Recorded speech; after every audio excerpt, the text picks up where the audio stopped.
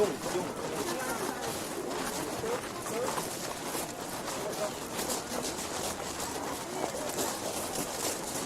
none of that till we get inside.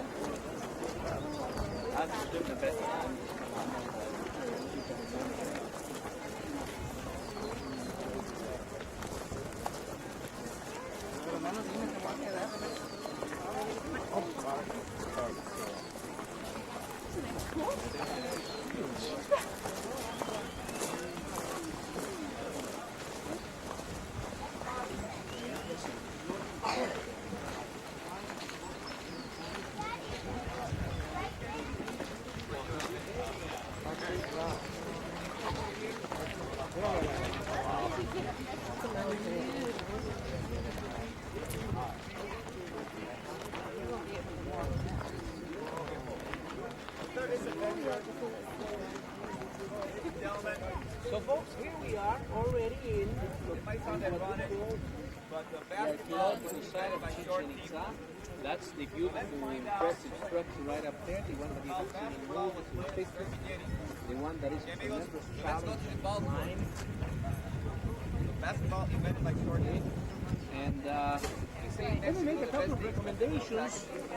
If you are to climb that building, use this side, because this is the only side that has a chain that you can hold on to right to the middle there.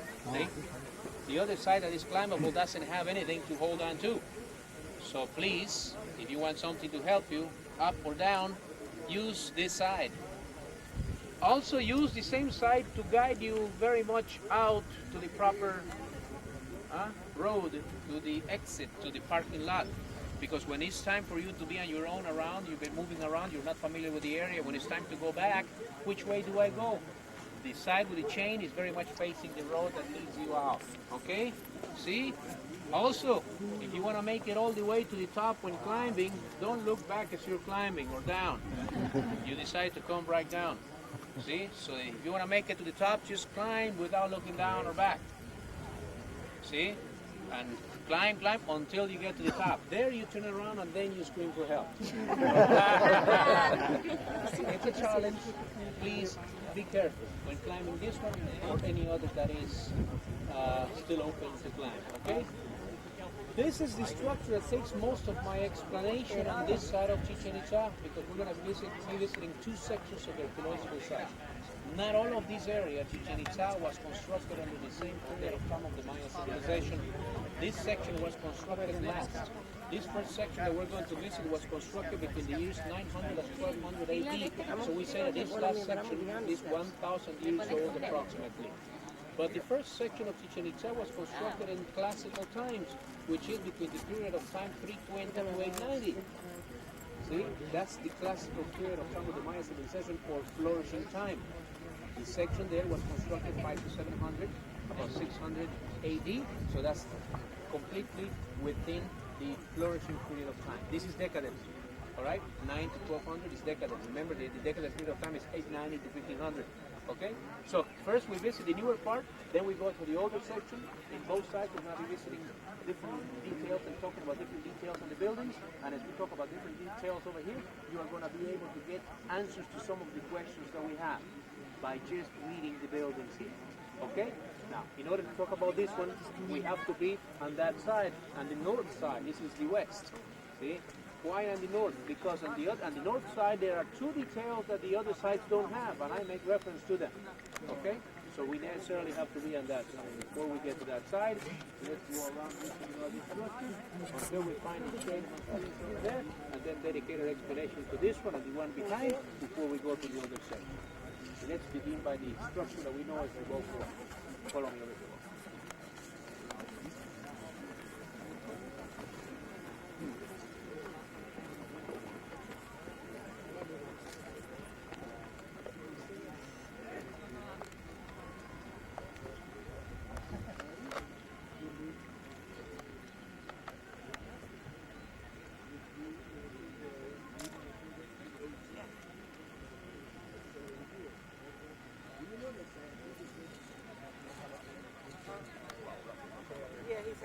back though.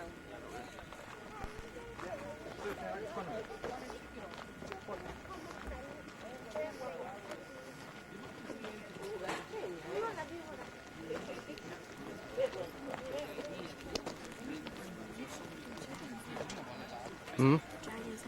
Uh,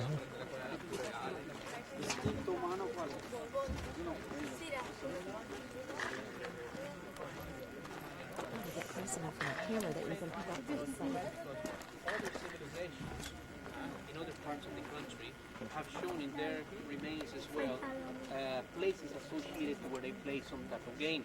So it tells us that in the ancient civilizations also they did involve in the participation of games, see? Not only within the same civilization, but maybe the different groups participating in these activities, sport activities. This is the largest. Okay? You will not go to another Mayan archaeological site where you find larger than this. This is where the biggest teams play, because the teams range from 1 to 7 players per team. Okay? This is where 7 players per team played. Okay? The game that took over here, place over here, and by the way, they did not play these games only for entertainment. There was some type of religious association to the games as well. Okay? The game that was played over here, many of the authorities associated to what could have been the beginning of basketball, because part of the objective of the game was to get the ball through a ring. And here you see the rings on both sides of the court and the walls, right over there. Okay? Look at the size of the hole to the ring or the hoop, and you kind of see how difficult it would be for a softball to go through there, because the size was about the size of a softball. See? And let's add to the degree of the difficulty. They were unable, however, like in basketball today, to grab the ball and throw it through. No hands whatsoever here. They were able to hit the ball with a short bat line, see, and by hitting try to make it through. Even when the ball was needed to be passed around within the team, see, no hand holding the ball and passing it to each other like in basketball today. They were able to use the knees, the hips, the shoulders, part of the body, or maybe the bat even, to move the ball around, see, but no holding it with the hands whatsoever. So that makes it very difficult. So I'm not going to say that whoever got the 20 points won. I think whoever got the ball through. Okay? We don't have information as to how long the games took, how often they were played. See, you may have ideas as to how often they were played, taking into consideration that each game was mostly associated with the sun, see, with the sun god, right? So also whether the ball had to cross both rings, see, we don't have that information. But we have here 6 carvings, 3 on each side, that are basically the same, see? And it's just a matter of approaching one of those and follow the information that we're able to get from. Now, the religious side of the game, we're also going to see it on these carvings. And what's the religious side? That one of the players is decapitated and offered to the god. So, the situation here is, the debatable situation is, which of the 2 players was the losing or the winner? That's still very much debatable. We associate these players in this event to be the captains of the teams, right? Why the word captain? Where does it come from? It's called captain unquote. Why? Because they are the 2 front players that are involved in this event at the end of the game, you see? And today the person or the player that represents the team in the field is the captain, see? So this is where the word captain comes from. The winning or the losing captain, that continues to be debated. Both interpretations are still used. Some of my colleagues go from one or the other. See, even archaeologists may mention only one. My responsibility up to now, I think, is to mention both. Of course, some say that it was the losing captain because it makes more sense to us because he lost the game, he lost his head, right? The other side, however, considers the strong religious belief of the Mayans, how they believed in their gods tremendously and they depended on their gods for everything they needed. Also, the gods could take away everything from them.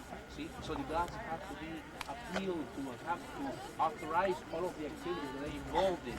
So, taking into consideration this tremendous dependence on their gods, see, here comes the other one that considers that it would be an honor for the player to go up to the sun's paradise.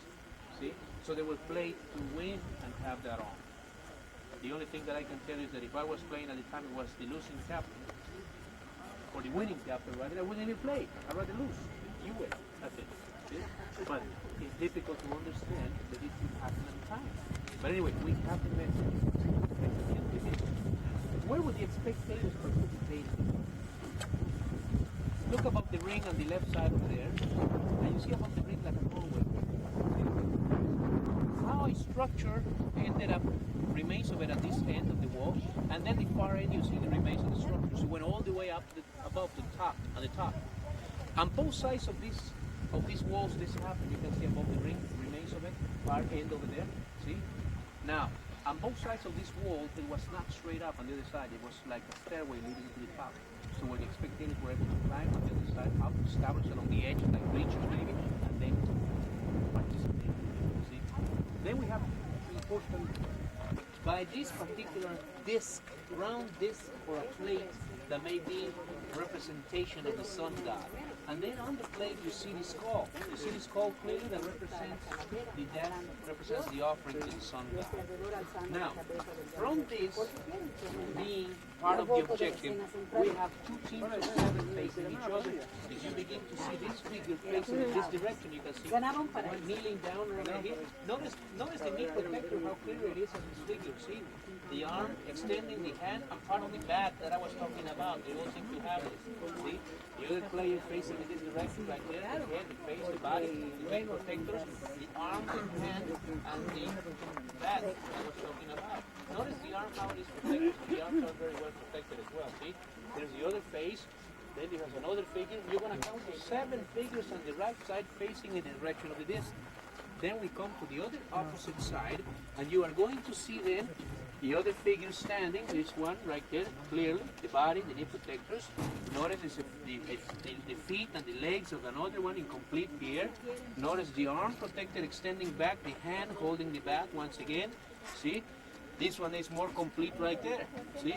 Once again, the back. So once again, you count to 7 on this side of here, where we see 7 going against 7 towards this objective.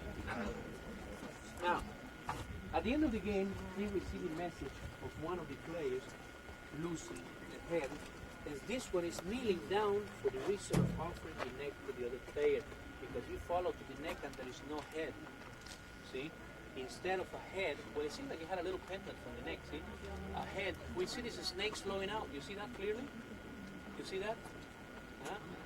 One of these turns into a tree of life and branches throughout part of the engraving. And there it is, right there.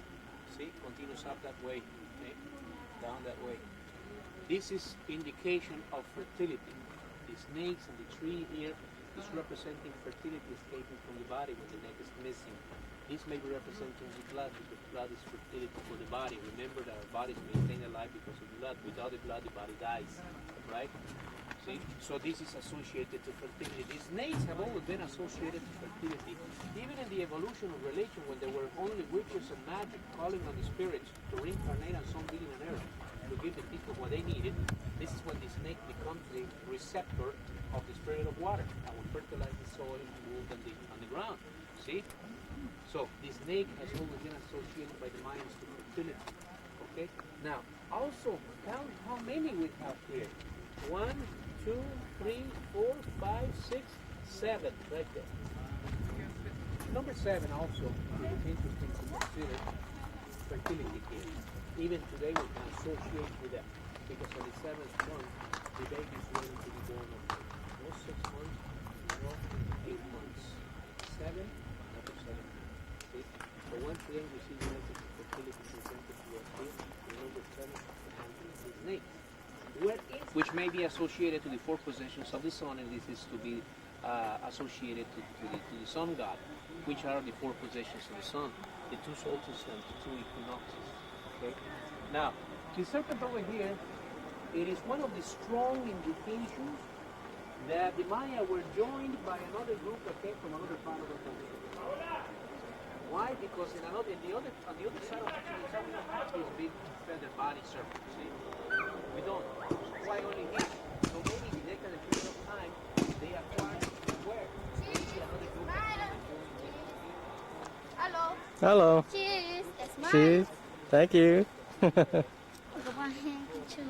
Oh, I don't 5 think so. pieces. I don't think so. Okay, I'll take that one with a rose. Is that a rose? 5 pesos? Okay. Gracias. Mix with them, okay, and die with them at the same time. Toast. Not so Bye. close to the action, see? But it's toasted, it's in English. So they come over and they bring this god that was important for them. This god in their language, in Tula, instead of Hidalgo, was named in their language, Nahuatl language, Quetzalcoatl. Difficult to pronounce, but it's in our history books. Quetzalcoatl, which means feather serpent. The Mayas of Chichen Itza accepted and becomes important as well for them, but they changed the name because they don't speak Nahuatl language, they speak Mayan language. And what do they change the name to? Kukulkan. Kukulkan. So now you know where you've been spending your money. Plaza, Kukulkan Plaza, right? See? That's right. So Kukulkan and Quetzalcoatl are the same thing. It became so important then for the Mayas as well that every building they constructed with the union of the Toltecs will have the presence of the serpent. And notice this detail as we go on. Started to uncover because they probably had found the cemetery or where they buried their dead. But this is one in which the excavations did not confirm the first impression, because when they excavated the structure here, they found no skulls, no skeletons, no bones whatsoever. So it is not the place where they buried their dead. Okay? For your information, the cemeteries of the Mayas have not been found yet. We're going to read that some of the families or the families were responsible for burying their dead in the backyards of their homes, or some caves were used for this purpose. Not all caves, only a few have shown that, and only few foundations of homes have also shown that. That's where those ideas come out of. See, we normally find burial sites in Chichen Itza, in Tulum, and Xel-Há, and all of these places there. Huh? We find burial sites. But we only find a few, and we always associate them to a specific social class. The nobility, the elites, the dominants. Some had priests, some lords, some kings, and governor was buried here.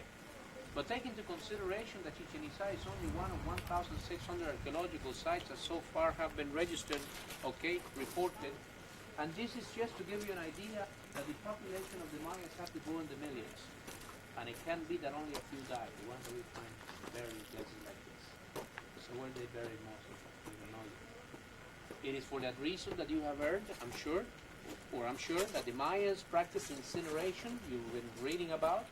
Somebody told you the Mayans practice incineration or cremation. Did they find the crematories? Is why they claim so? No.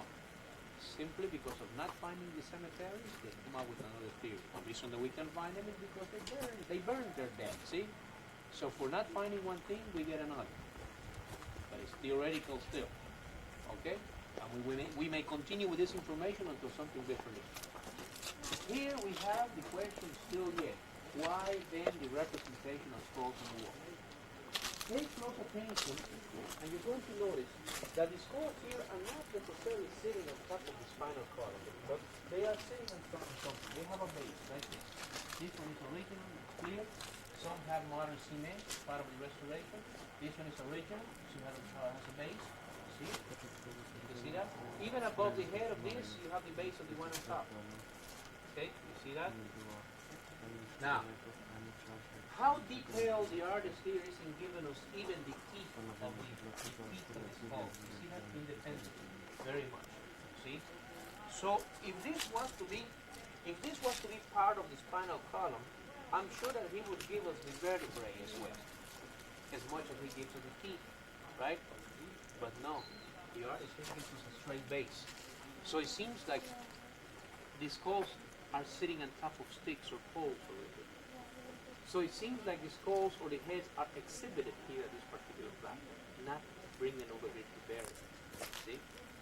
This is why when you go to the Mexico City Museum, the largest in the country that concentrates pieces of all the civilizations, you're going to find in one section of the museum a reproduction of this platform. And they on top do have the heads or the skulls on top of sticks.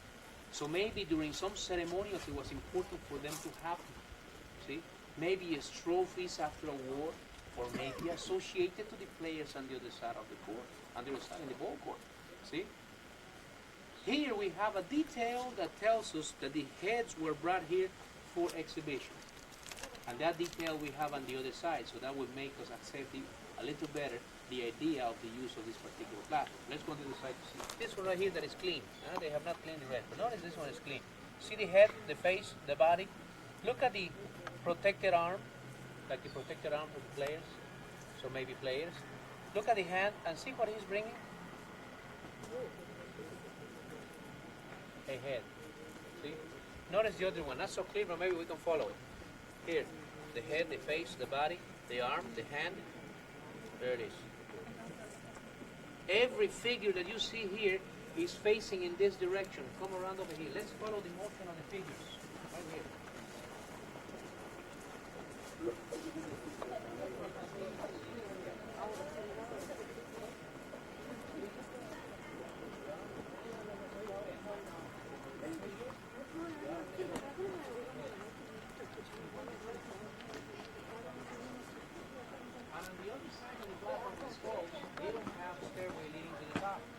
Every structure that you are going to see has stairway leading to the top.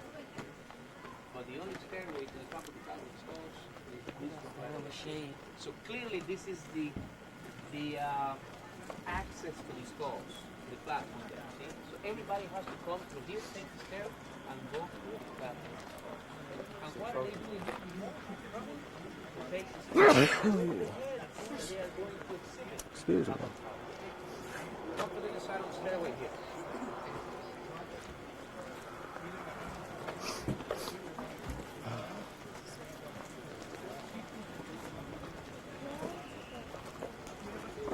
Now we see the figures on this side facing opposite, but once again towards the stairs. There it is. Coming from this side, over here, look at the arm, the hands look out clear. You see? There's the other one, right there. There's the head, right there. There's the other one, over here, right there, and there's the head. See? So the artist gives us the motion of these figures. Players or warriors, I don't know, bringing this. So here it's made a lot more acceptable.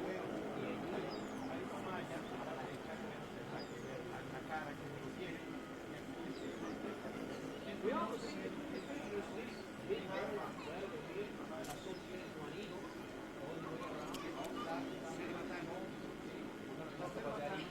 I want you to notice once again the importance of the feather surface is the rattlesnake feather bottom. This one over here is the head, another one on the other side. Notice as well the hump of the face, the serpentine right here.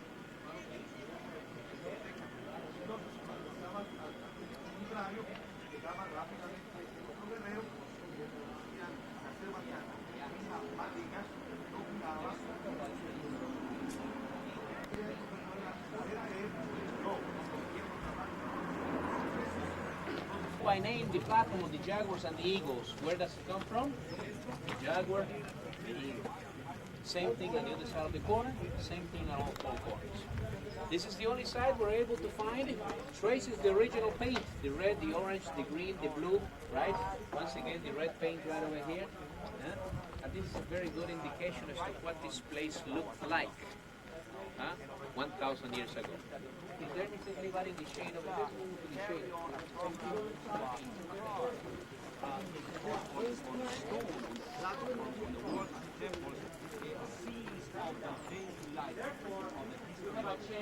So what we see right here is that we see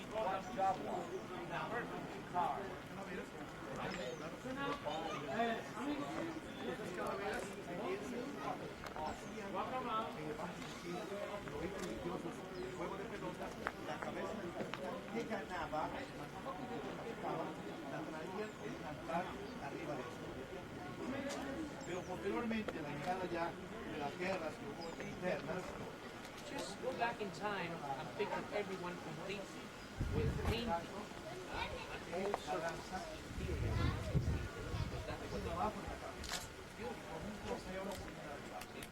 almost 1,000 years as the weather conditions have done away with the paint. I'm sorry? Well, the paints, of course, came out of all natural ingredients such as They're coloring Synebrium, I think it's called, the mines of Guatemala, which is the oxidizing type of color, reddish color. Then they have pigmentations for berries and flowers. Then they had adhesives that they use in the paint, like egg whites, resins, see? Because remember that the egg white is one of the natural adhesives that we don't get to use so much. But the next time that you don't have anything to break a piece of something, ceramic, and you don't have adhesive at hand, break an egg and use the white, put the pieces together, and we are able to get the modern adhesive, right? How many times have you gone home from the supermarket and an egg broke, right? You let it sit, dry, and try to pull it out. And you can't. It's a natural adhesive. So, natural ingredients.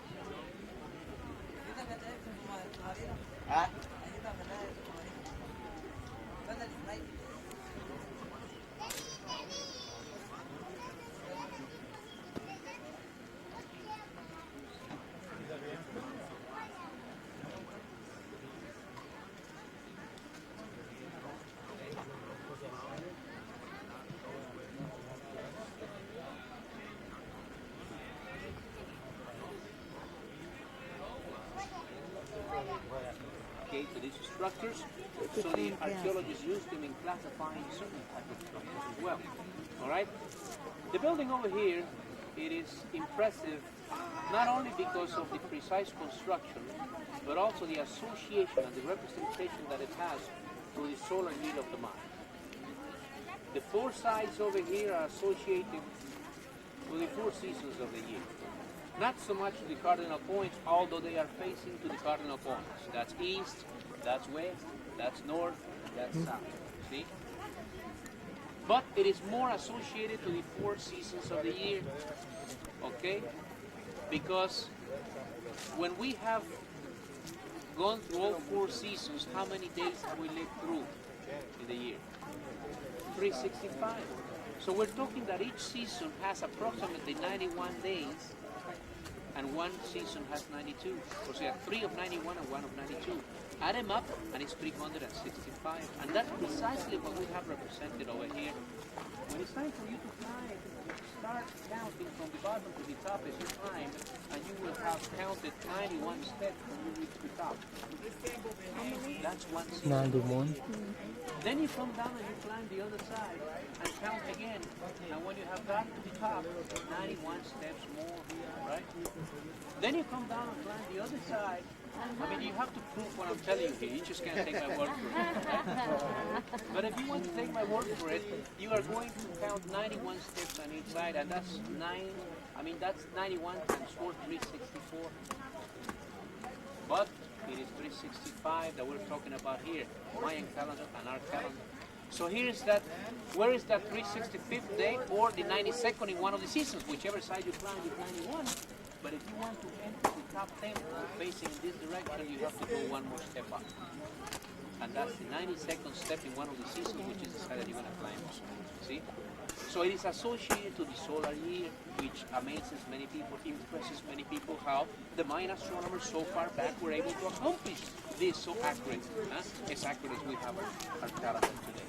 See, the only difference of the Mayan calendar and our calendar are that they had 18 months of 20 days, and they had a 19th month of only 5 days. The 19th month, it's only an adjustment month. The last month of only 5 days, they consider to be like five Friday the 13th in a row, so they consider it to be bad luck. No engaging in any activity until these 5 days ended, the last month ended, then go along with their activities again and the beginning of the calendar. See? Now, this 5-day adjustment, every civilization needed to make. See? We did it as well. Okay? I don't know if you ever thought about it, but we only have 12 months, right? 30, 31 days, one of 28 normally. See? Let's say this one over here. See? This is the association to the star Venus, and this is associated with the number of days that it took Venus to complete the cycle, which is 584. How to calculate it, I don't know. See? But supposedly this is calculated here. That gives us 584. Now, look at part of the original paint once again, the red and the blue. You see that? We continue to see a little bit of it here. Here we have the red paint specifically. Now, all four corners do have the same thing. Notice that here it is the picture of 3 in 1. Here we have a face of a man. This is the nose, the eyes, the mouth. You see? That is coming out of an open mouth of a serpent. This is the mouth of the serpent. This is the tongue of the serpent. See? Right? Okay. And then it is joined by the feathers of a bird. This is the leg of the bird. This is the other one right over here with the feather. So here we're seeing 3 in 1. We are seeing the man, serpent, bird. It is associated to Kukulkan or Quetzalcoatl. See? It is associated to this important deity, God, that was represented on earth by somebody, as it is that our God is represented on earth at one time by somebody, Jesus, see? And then when this person died, when this God died, went to heaven and became the shining star, Venus, right over there. This is the message that we have here, see? So this is called the platform of Venus, right over there, okay?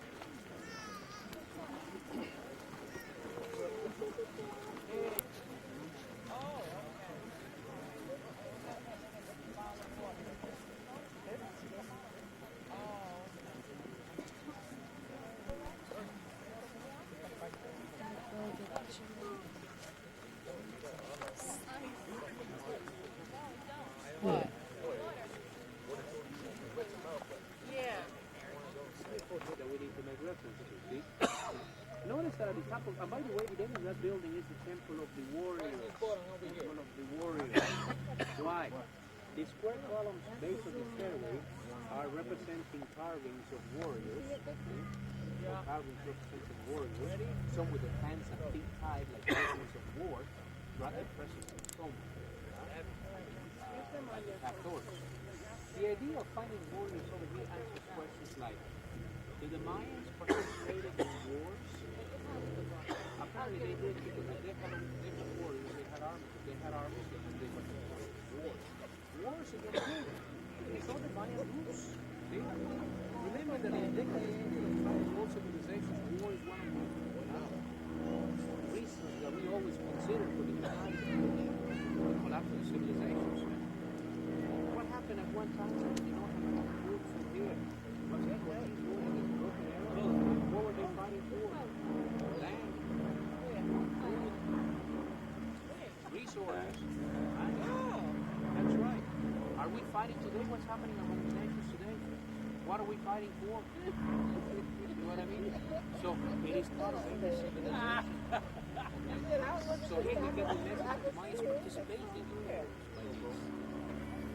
Up in the stairway you see the reclining figure that so much has been associated with the Mayans, but it is not. It's a Toltec deity, once again brought by the group in the 10th century.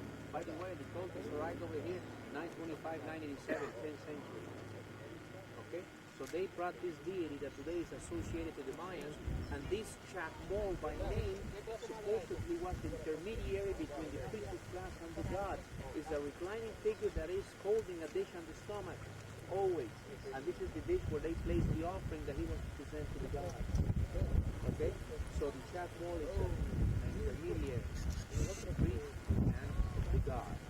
Okay?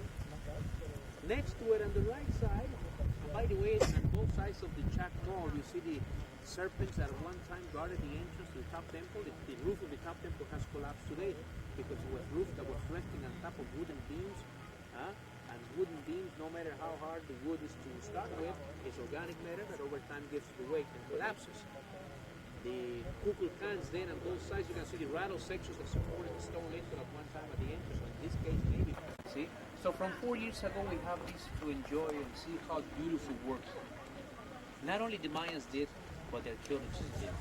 Because believe me, that is like solving a puzzle. It's so difficult, you gotta have an experience, tremendous experience to come up with something like this.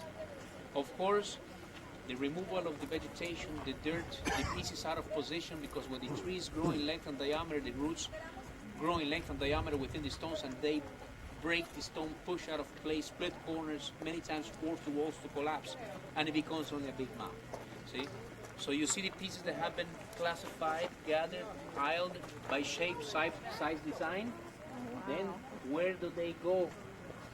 Back into original position. It's called anastylosis. Original piece, back to original position. Okay? Then consolidation takes place, which is using modern cement to bring it to a fixed, solid position once again. Okay? So this is the result. Now, notice that Mr. Schmidt gave us indications here that the stairways here are on four sides, a pyramid type of structure once again, like the one we've seen before. But this one has its heads of the serpents on all four sides, not only on one side. However, here he shows that these heads had their bodies. Okay? Look at the bodies attached to the heads all the way to the top on each side. And it seems like the two bodies will interweave on each side. Huh? Okay?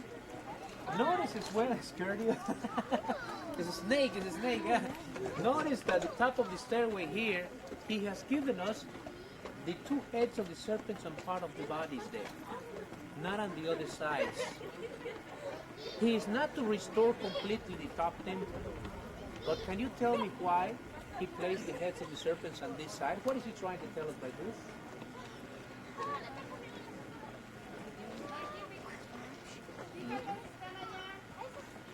Why did he place the heads of the serpents on the top of the stairway here and not on the other side? What message, what information he's leaving for us here? Shouldn't go around. The what? The what? Shouldn't go around. No. The ceremonies were out this way? Ceremonies are not this way, yes. Why would the ceremonies be on this way? The finish of the rain. The finish of the rain.